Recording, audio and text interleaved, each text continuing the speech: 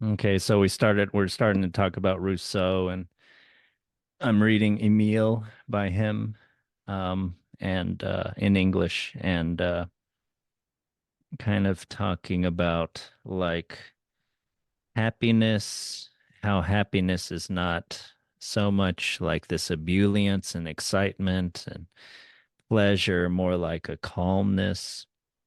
And then, he has these archetypes that he kind of contrasts. He's famous for the noble savage idea. And here he contrasts the savage man with the man of the world.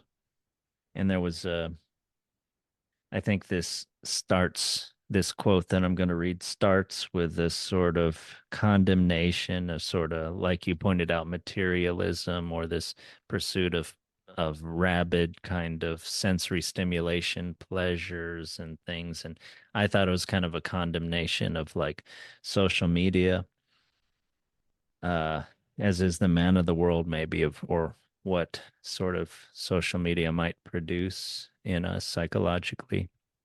But here's the quote: "The restlessness of desire produces curiosity and inconstancy. The emptiness of turbulent pleasure produces boredom. One is never bored with his condition when one knows none more agreeable. Of all the men in the world, savages are the least curious and the least bored. They are indifferent to everything.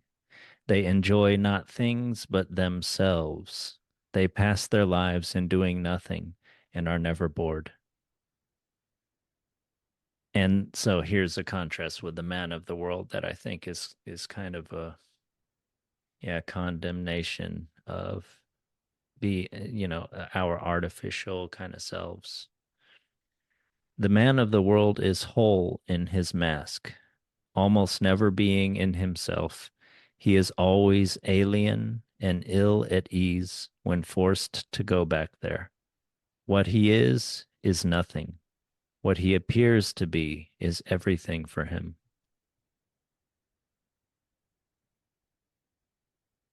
But yeah, so it seems like Rousseau's kind of concern is how, as I was saying, is kind of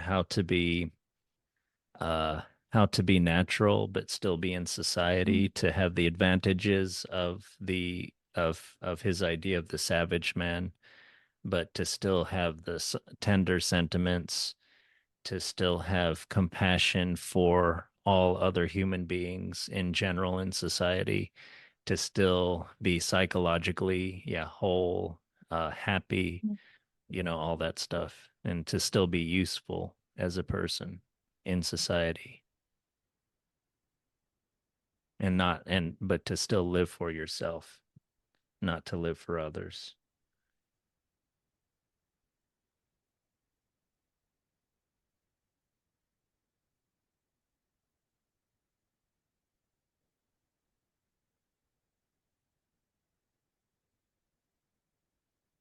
Do you ever reflect on this? Do you ever feel that, I mean, it's for decades now, it's kind of been like there's echoes of this conversation Mm.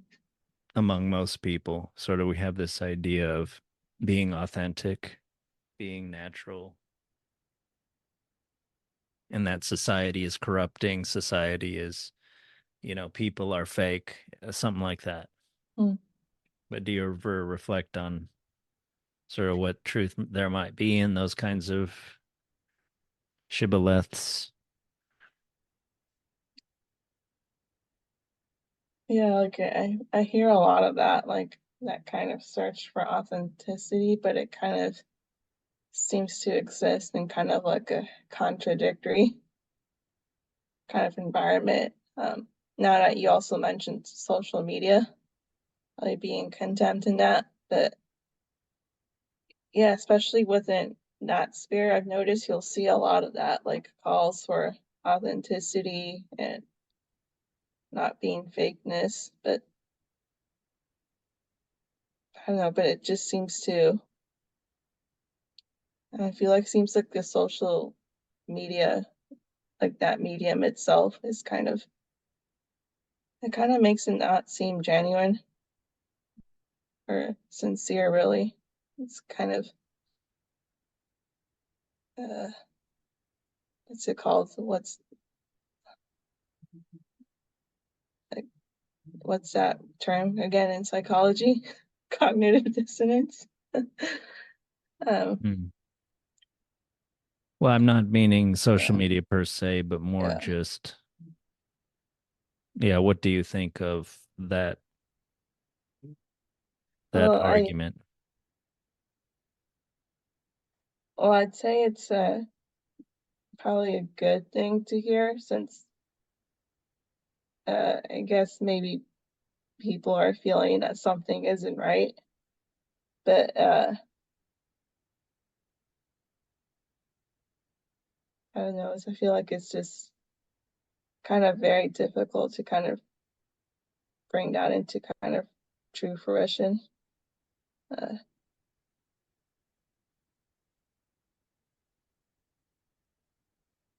but, What do you think is a good soul or a good life lived? um, Do you feel like we know what a good soul is or what a perfect soul is or what is a good life lived? I feel like maybe on the details, maybe we don't. It could be different ideas, but I think maybe we know a lot about what it isn't, and maybe just using that, we could kind of form some idea, Hmm. general Yeah, I idea. was thinking something similar that we do have a lot of negatives we're against that seem to Yeah. have something to them. Like we tend not to think a violent life is a good life nowadays. Mm-hmm. We tend not to think a life of using others is Mm-hmm. a good life. Those are two things that I think of. But in terms of what is a good man or a good woman or a good person or a good life, I think it's hard. Sometimes maybe what might be considered a cliche springs to mind, like you do you, or, things of sayings of that nature. Like the idea is that it's up to everyone to decide. So Mm-hmm. I don't know if that's laziness or if that's not wanting to offend or not the acknowledgement of diversity or the acknowledgement of freedom and variety. But it seems like one would want to have ideals also. I mean, how could you have a society that does not have an ideal or a few ideals of a human Mm-hmm. being? That seems, I don't know. What are we supposed to teach the children? I don't know. Mm-hmm. Yeah, I think when you put it that way, I think we probably do need some kind of ideal. Uh, and yeah, that's the problem. One thing is we seem to fight against constraints, or we see the beginnings, the formations of ideals as constraining. Mm-hmm. So that's kind of what springs to mind when I think of that.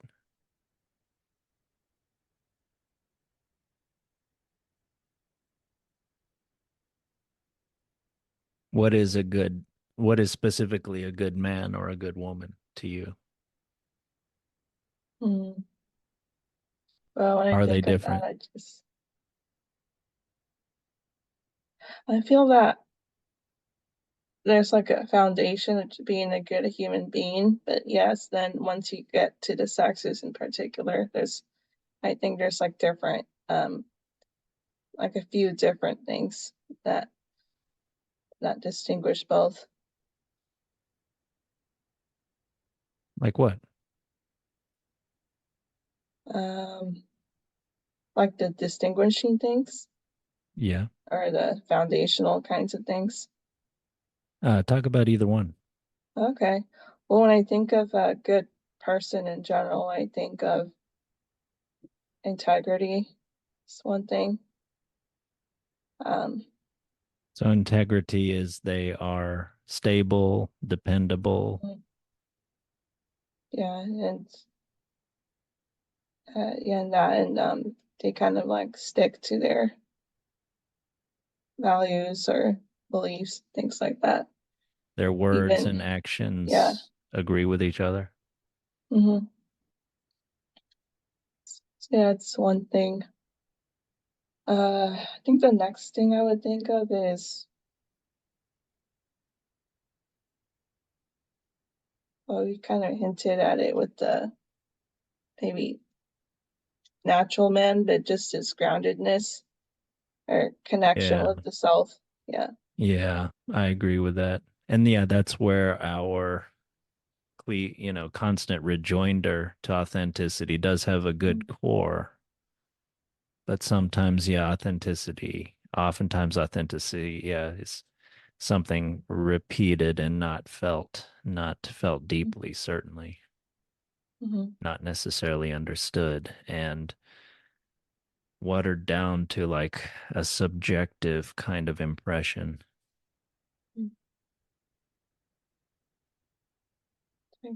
Groundedness.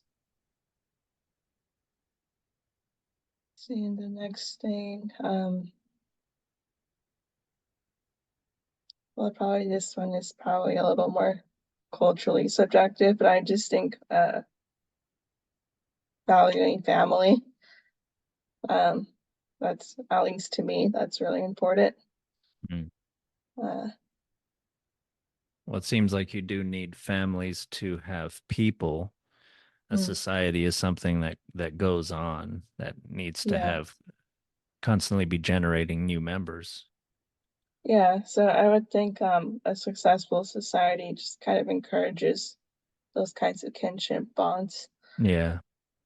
Yeah, unless you're going to have some sort of communistic or fascistic kind of human mill. Yeah, you need and I would think and I just think yeah, the best citizens are made in good families. You want yeah, school and extracurricular activities and social things are not enough. I think for psychological health, I think you need love and stability at home.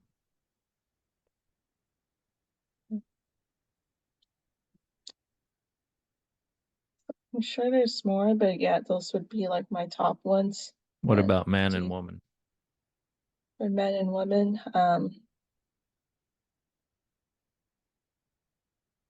And that may contribute to the family too, how men are, how women are, and how they view each other. Hmm. Yeah, I feel when I think of the ideal man, I think of kind of decisiveness, and like having a protector kind of spirit. That's really important. Maybe like a masculine version of the human being you just said. Yeah, yeah, that's right. And yeah, and that in turn, like I feel like I wouldn't feel secure without those two kind of qualities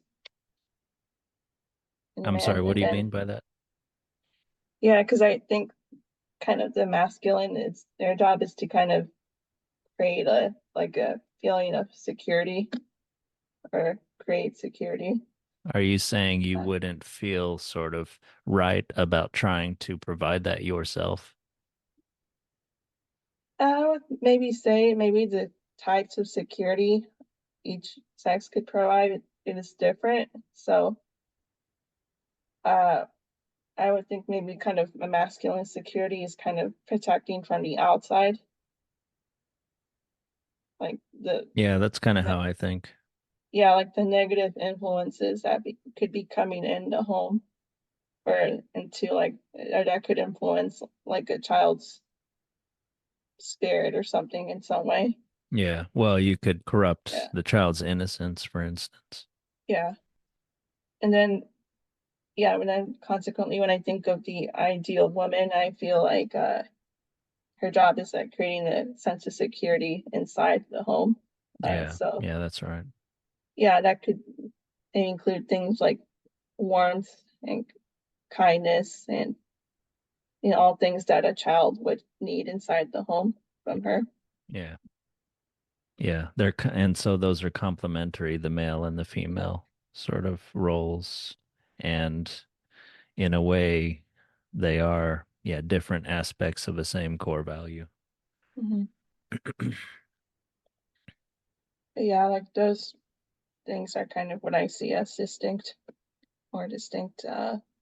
traits, I guess, Mm, in an ideal man and woman. yeah.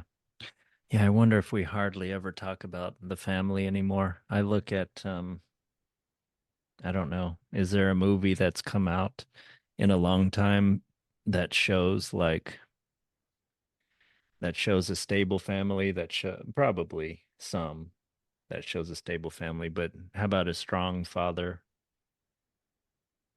or like Like I feel that might have been like yeah, it's been a long time. Like I feel even like the 90s show I watched, like a lot of fathers would be dumb and yeah, stupid. I But think I then I yeah. then I noticed a change in the more modern shows I've seen my siblings watch. Like there's not parents aren't really even present or a big part of the show. So it's become even non-existent in a Yeah, lot of and that shows I've seems noticed. to in some way parallel people's lives. Yeah. Yeah, I think I might have mentioned to you Robert Bly. He was like a sort of poet, sort of into Jung, like Carl Jung, and sort of like there was like this little men's movement thing in the like 80s and 90s, which wasn't toxic, I think. It wasn't like something like men going their own way or anything like that, or Mm-hmm. wasn't Yeah. misogynistic or anything. But yeah, I remember him in an interview or in a book that he wrote, like talking about how even then in the maybe 90s, like it, according to him, had been decades of sort of whenever you see the father in like a commercial or TV show, he's usually like this goofy person that Mm-hmm. doesn't have much respect and doesn't inspire much respect, Mm-hmm. like the wife is always the one that has the sense and the guy is always the the oaf, like Homer Simpson. Yeah. Yeah, it's like I remember watching those kinds of shows as a kid, and I was wondering who the parents were or like what were they like, and can't like the kid characters just come get them for whatever problem they were facing in the show. So yeah, I was already kind of noticing. Wait, I'm sorry, you're saying the kid tries to get help from the parent but won't. Or no, like whatever antics the kids would be up to in the show, like I would wonder, can't they just get their parents and uh yeah, Oh, the but kids are that in never some really kind happened. of trouble and but they don't go to their Yeah, parents for help. yeah, but in the some shows I watched, they were non-existent. So I was always kind of wondering where the parents were or who were they, what kind of people were they, and but yeah, they never were in the shows or Is it they barely possible that was appeared. just a kid-centric show? It wasn't really about family life anyway. Yeah, probably was, but maybe I had this idea that they should be around or something, and that just didn't really mesh well with the show or something Hmm. with my Yeah. perspective on it. Yeah. Yeah. Yeah, but either way, yeah, I wonder what our modern idea of family is. I mean, probably there's just lots of different ideas and there's some differences depending on people's political orientations or region or class or like uh, demographic, like immigrant Mm. status or not, etc. Yeah.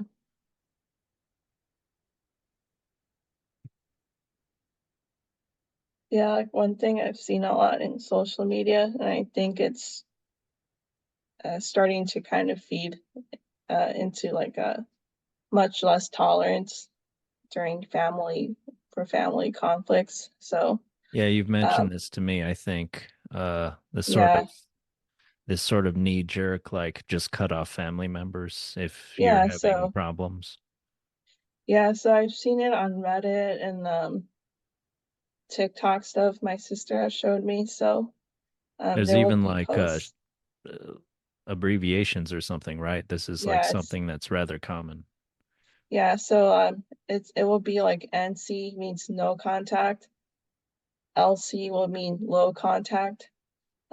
So there's like a lot of this whole terminology now to describe the degrees to which you're interacting with family. So, um, They're imitating bureaucrats yeah, dealing with like nearly faceless like customers mhm, when they're talking about dealing with their own flesh and blood. mhm. Yeah. So yeah, there's like a lot of stuff on social media with people describing the situation and what made them go no contact or low contact. And yeah, and I'm just not, it's, of course, there's situations where it's understandable, but I'm not sure it's really healthy or beneficial to kind of make it this huge kind of trend almost. Because No, like you not said, at all. I feel it's sometimes encouraging knee-jerk reactions to problems that are solvable or Yeah. that can be worked through. Uh, but so yeah, I feel Or some people just, are, yeah, yeah, or just problems exist in relationships. That's how yeah, relationships are. Hell is other people, and yeah, it's not going to get better by just sort of trying to optimize and manage your life in some way where mm, everything is supposed to be pleasant. yeah. So yeah, I feel stuff like that is just kind of uh, feeding into this just much lower tolerance in younger people for you know relationship issues, and of Yeah. course then yeah then they go no contact with families, and yeah that's it's just feeding into the declining relationships. Yeah. Yeah. And getting back to sort of maybe unstable family life, I mean that does have a lot. I wonder the degree, but it's got to be big. The degree to which having so many people grow up in unstable situations with Mm, divorce and father not being there, stuff like that, not having many relatives around, how that feeds into your future, with your future partner yeah. and whether or not you're going to have kids and whether you enjoy the envisioning of family life, of home and hearth. Is that like a warm Mm, thing for you? Did you have home cooked meals? Did you sit around and have kind of loving laughs and things with your mm, family? Or did you not and you grew up sort of bitter about it or reactive and then social media sort of encouraged you to reject it and to be some kind of atomized individual and then maybe you feel that much more, I don't know, behold, I don't know. It seems like the family life should be something that you would want people to look back fondly on mm, and to look forward to mm, if you want to have healthy kids that become healthy, good citizens and care about others and are productive and mm. not too imbalanced, not too searching and vain and things. But any more thoughts about a perfect soul? Mm. I'm sure there's lots of thoughts to be had, but for now, yeah, I think I've said everything I thought for the moment. But yeah, I just can't really see a healthy soul without family, especially.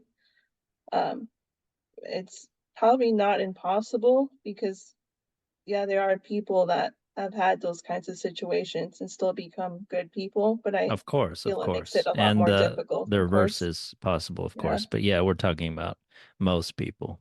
yeah, yeah. For most people and for society in general, I feel that's not negotiable. Don't you think we know much more about the perfect body than about the perfect soul? And is this an impoverished state to be in? You know, like in the aesthetic sense. Yeah, whatever you want to mean. I mean, there's different aspects to that certainly, but don't you think do you think that state that statement in itself is reasonably true? I'd say so. I think again, like we're kind of very focused on the outside and not so much the inside, like we've kind of been talking about through this whole thing. So yeah, I think people have a lot more to say on that when you ask.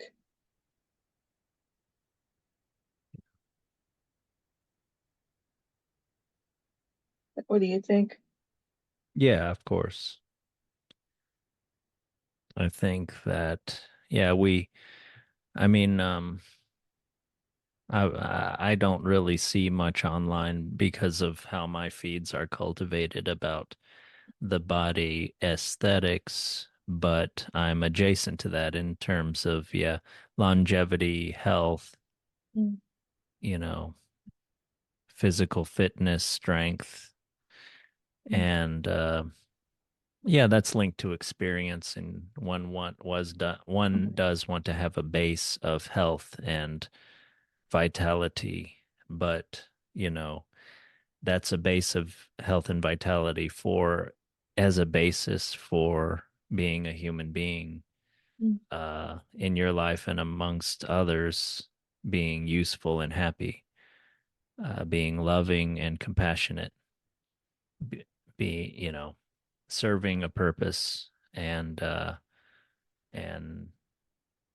being connected and feeling connected to mm, others and not as an end in itself. mm. But I don't hear as much, yeah, about those other things, Yeah. except in sort of just general, like connectedness or connections. That's like a word that we Mhm, use a lot. But what are the basis of those attachments, or uh, what is like a larger purpose being served by those? I mean, mm. obviously, you know, one wants to be heavy, but larger purpose, yeah. Yeah. Yeah, I think because of my demographics, I'm flooded with a lot of that stuff on social media. Um, What do you mean? all that stuff about the body and like people's ideas of what the ideal is, things like that. Especially, you mean for women?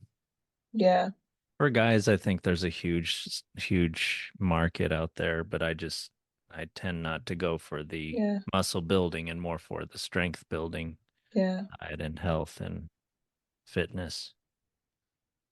But there's a lot out there for the guys too.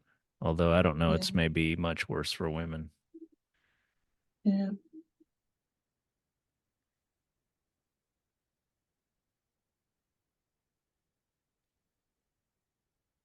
Okay. Do you think living according to mythology can have has any is any type of a solution? Not seeing things in terms of just their literal meaning,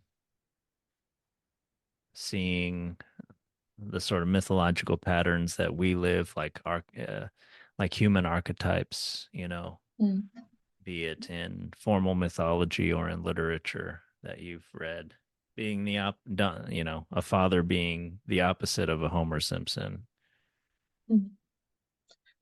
Uh, I think mythology and these stories, like you're getting at, I'm assuming, just tells people kind of who they are, like what their purpose is. Like it answers a lot of those kinds of questions. Um, so yeah, I feel it may for society in general, like think it would be helpful, uh, even if people don't literally believe the story. But I feel it's just kind of having kind of a story to base their society off from, uh, kind of creates like a kind of uniting ties. Sort of Harold Bloom's common myths, I guess, his Yeah, idea. yeah, and like you said, like a lot of people just don't know now. Like they have, it's just like this kind of emptiness, and and I feel that people are trying to fill it with a lot of the stuff we've talked about, the focusing on appearance or just obtaining things and money and whatever. So, Vervaeke talks about people having like, I forget what he calls it, but things, needs, and mm, uh being needs. So yeah, we do have a need for some things like food, mm-hmm, shelter, uh you could say for some entertainment or something like that, mm-hmm, knowledge, things. mm-hmm, But we also have a need for being, like being needs, like to mm-hmm, be loved, to be connected, to feel purpose. But we often try to get the latter needs met with the former objects. So we try to mm-hmm, get being needs met with things. So, mm-hmm, and I think he points out even how our language sometimes betrays this confusion. Like we, instead of making love, we're having sex, things like that. mm-hmm, We're trying to have things and filling mm-hmm, the hole, but it's the wrong type of thing, filling the yeah, hole. yeah, and I feel like all those material things we're focused on is whether it's yeah the money or social media, whatever. It's like it's just trying to take away from you, to kind of make make make you feel not whole. Um, That reminds me of something. yeah, A friend of mine in college, his father worked in advertising for a long time, and he said he quit because he was tired of making people unhappy. That's what advertising is yeah, about, is making people unhappy. yeah, because you're pretty much trying to tell people what you're missing, or you're telling them that they're missing something. Yeah. Uh, You so didn't yeah, know all this that. product existed five Yeah, seconds ago, but now you know it, and now you know you don't have it. hmm, And now you know you're not like the others. You're not as good as the others who do have it, and you're not like these happy people yeah, in this commercial that BS this idea of happiness to you through with having this product. yeah, yeah. So like, there's all these forces just trying to take away from that wholeness or make people's souls. So yeah, Yeah. I feel like a mythology kind of does the opposite of that. It's giving people like pieces to become more whole Yeah. and kind of giving them answers and you know to what kind of person they should be, how they should live, and Yeah. what they should strive for. Giving you an answer that was always there that you didn't Mhm, know, rather than making you want to have something that you didn't know about and don't have and don't need. Okay. So maybe we'll meditate on all that and come back next time Mm. calmer and stronger and happier. Yeah. Yeah, and I'm gonna try to not pay attention to things that are trying to not make me feel whole. So, Yeah, aren't those yeah. things irrelevant? Mm. Okay, well, until then, okay, we'll take care.